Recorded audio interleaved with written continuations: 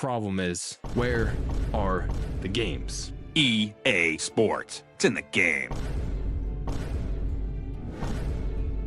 A lot of people are still asking, what's the point of consoles today? Where are the games? I've talked about this plenty of times, but today I want to give you a different perspective. Let's go back to 2016 holiday season. I think it was 2016. Yeah, because that's when Uncharted 4 dropped. I remember the PS4 Pro had just come out and I was watching a bunch of reviews saying PS4 Pro is useless. It's improvements, but there's just so many caveats and explanations and options for each. It's all just a bit much and makes the package feel a little bit like an underwhelming half step at times. Don't get me wrong though, Sony fans, before you guys flip out in the comments, I think this is still the definitive PlayStation 4 to own right now. But I want this thing to scream, I just bought a new $400 PS4. And it just doesn't. Even with a slight boost of power, if you're an early adopter, you have a badass 4K TV, you have enough cash to buy this thing, no problem, it's still not really totally worth it. But if you're buying a PS4 for the first time, I would say yes, obviously go with this. This is the better version of the PS4. This is the PS4 you want. Not only do you... So there I was in some random store looking at a PS4 Pro for $399. Right next to it was a PS4 Slim, also for $399, but with 3 games included. The PS4 Pro had no games. Naturally, I went for the Slim, which came with Uncharted 4 Drive Club and Ratchet & Clank, and I bought 2 of them. Why 2, I hear you ask? Double the power, baby. Nah, just kidding. I got 1 for my brother. So there I was, $800 down, but mega hyped for Uncharted 4. I also picked up Mortal Kombat X, because back then I was a huge Mortal Kombat fan. And man, for the next month, I had the time of my life. Every day after work, I played the hell out of these games. Everyone out of the way!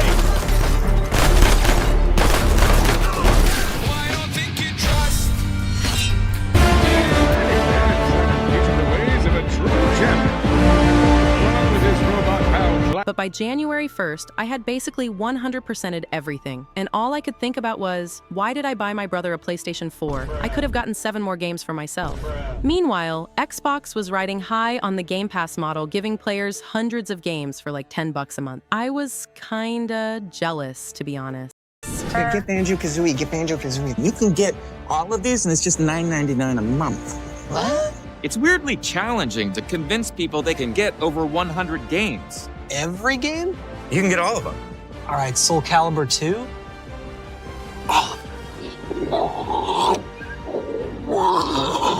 Oh, we got zombie games.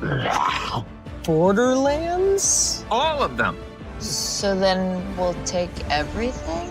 Excellent choice. But I bought the PS4 for the exclusives because Xbox didn't have them. That's why I always find it funny when people say exclusives don't sell consoles. Yeah, sure. But regardless, 2016 to 2019 was peak gaming for me on PS4. And here's a fun fact, I wasn't even aware of PS Plus Extra. It feels like we've had Extra forever, but here's the shocker, it only launched in June 2022 as part of Sony's PlayStation Plus revamp. It merged PS Now's game library with PS Plus, creating a mid-tier subscription between the basic PS Plus Essential and the higher-tier PS Plus Premium, which includes cloud streaming and classic games. It rolled out in phases May 23rd, 2022 in Asia, then June 2nd in Japan, June 13th in the Americas, and June 22nd in Europe. For me, PS Plus Extra was the cherry on top as a PlayStation gamer. That's why I laugh when people say Sony forces you into an ecosystem PS Plus is trash. Like, man, we begged Sony for years for this kind of subscription.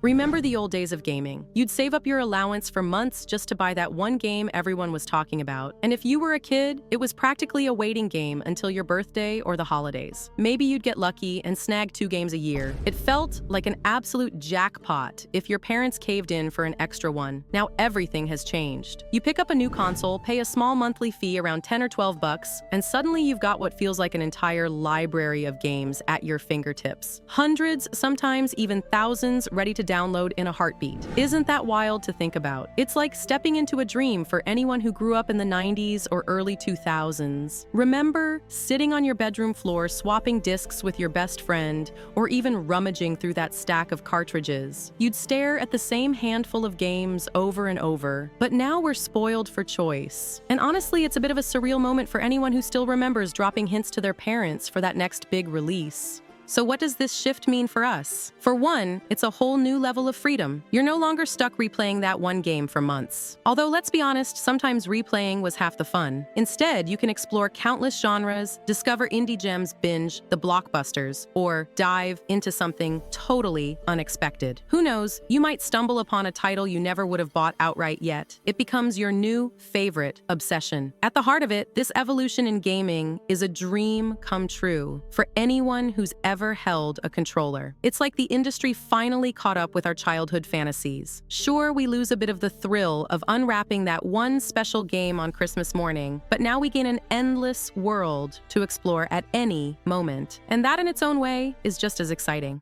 There's this funny narrative floating around, the claim that the PS5 has no exclusives. Let's be real though, this argument is pure nonsense. If you look at the actual data and compare it to the history of PlayStation, the story is very different. The PS5 has had as many exclusives in its first 4 years as the PS4 did in the same time frame. And here's the kicker. Just like with the PS4, the best exclusives usually come later in the console's life cycle. Let's rewind a bit. When the PS4 launched, it came with games like Killzone, Shadowfall, and Knack. Decent? Sure. Groundbreaking? Not so much. They were like the opening act at a concert. Not bad, but nothing compared to the main performance. The real magic started a few years in, with masterpieces like Bloodborne, Uncharted, Horizon Zero Dawn, Spider-Man, and God of War. Some of these arrived just 2 years before the PS5's debut. Did anyone claim the PS4 had no games in those early years? No, because building a library takes time, just like it does for any console. Now let's look at the PS5. In its first 4 years, we've already gotten next-gen exclusives like Demon's Souls, Ratchet & Clank Rift Apart, Returnal, Spider-Man 2, Astro's Playroom, which is pre-installed for everyone, and Stellar Blade. These games aren't just solid, they're incredible showcases of what the PS5 can do. Yes, there are also cross-gen titles like Horizon Forbidden West and God of War Ragnarok, and sure, a few exclusives like Helldivers 2 launched on PC too. But let's not pretend this is anything new. The PS4 had The Last of Us Remastered, a PlayStation 3 game, and Death Stranding, which eventually made its way to PC. Cross-gen and multi-platform releases have always been part of the gaming world. It's just how the industry evolves. And here's the thing, the best exclusives for any PlayStation console usually arrive later in its life cycle. Developers need time to fully understand the hardware and push it to its limits. It's like growing a fine wine. It doesn't reach its peak right away. The PS5's best games are still ahead of us, just like the PS4's were during its early years. Yet, even in this early stage, the PS5 has already delivered some stellar titles that rival any in the industry. So let's call this narrative what it is: BS. The idea that the PS5 has no games is not just false. It's a lazy, short-sighted argument. The PS5, much like the PS4 before it, is laying the groundwork for something extraordinary. And if history is any indication, the best is yet to come.